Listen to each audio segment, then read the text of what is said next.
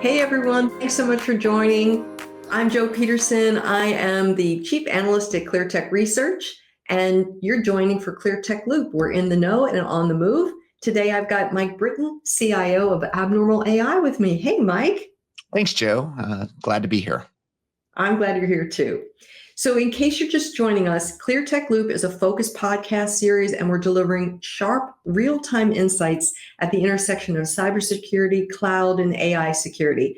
And this session is part of a series of conversations with IT and security leaders that are navigating a new era of risk and responsibility. But it's not just about protection. We ask what they see on the horizon and how they're preparing for it through a three-question lens. So, Mike, before we dig into the questions, tell me a little bit about what you do in your day job. Yeah, so I am currently the CIO for Abnormal AI. A lot of my job is managing our cybersecurity program here, our customer trust, which is our GRC program, and our technology. And one of the big tasks in my role is AI transformation for our internal processes here at Abnormal. So I'm sure you're going to have some a very interesting lens to answer these questions through. That would be a very exciting project, I think.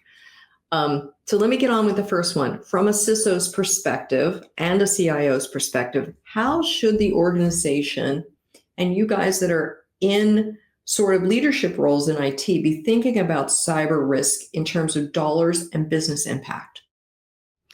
Yeah, I think it's hard. I'm a big fan of trying to quantitate risk. I'm a big believer in things like FAIR and trying to assign a dollar amount to really make it tangible.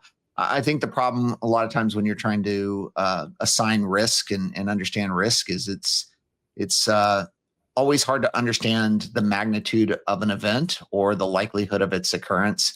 One of the nice things with us as a business is we deal with email security. And that's probably one of the easiest risks to quantify. And so you look for the things that are most likely to happen and what that impact could be. And really just, it's more of a putting it out there and putting it in visibility of your CFO, your CEO, and your key executives. So they know when they make business decisions and when they have business objectives that they can kind of align with where your risk tolerance is and where your risk appetite is as an organization. Yeah, and just a plug for your product. I think it's cool. You're doing some stuff that some other folks maybe aren't. So you're a little bit ahead of the curve there. So there you go. So in your opinion, what is the best way to integrate cyber risk into the business's overall financial risk models? Yeah, I think they need to be part of the conversation. And that's where, it's probably a worn out conversation of where does the CISO sit at the seat of the table? And I feel like the better they understand the business, and I'm a big believer on anytime I've come into an organization or taken on a new role, is really listen a lot and understand how the organization makes money, what their macro risks are, what are risks inside the organization, what's going to keep them from succeeding.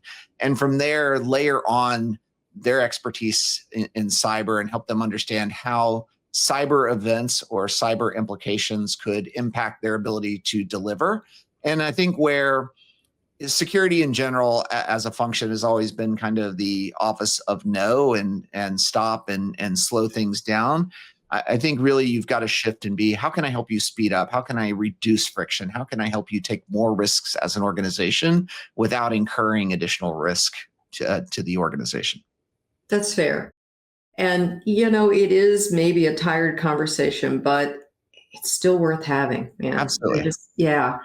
So given the project that you're working on right now, which again sounds super fun and cool to me, how should the CISO be thinking about AI adoption in terms of its use to secure emerging threats, but also from that organizational governance perspective?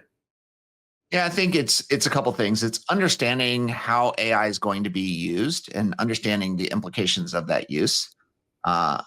Being able to clearly understand the data going into the system that's using AI, where it's located, what impacts that may have for your customers, your regulators, things like that.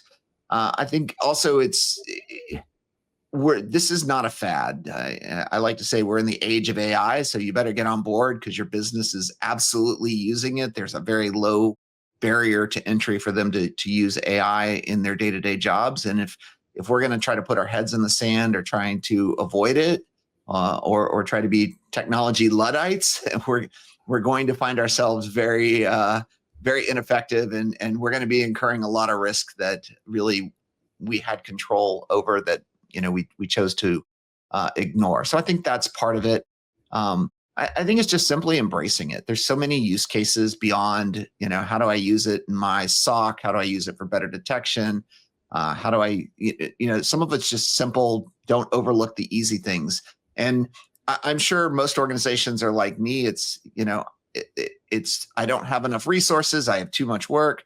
And so how can I leverage AI to make my team more effective, more efficient? How can I reduce having to hire 10 people over the next 2 years versus leveraging AI and only hiring 2 new people? And so I think part of it is you've got to look at it holistically. I think you need to understand the full breadth and depth and scope that AI can have on your business. That's a great answer. I think it's a really good answer, especially it's firsthand. It's a firsthand response given the project that you're working on internally. So great advice for those listening. Mike, thank you for taking a little bit of time with us today. And I'm sure that our conversation is going to resonate with some folks. Thanks everyone for joining.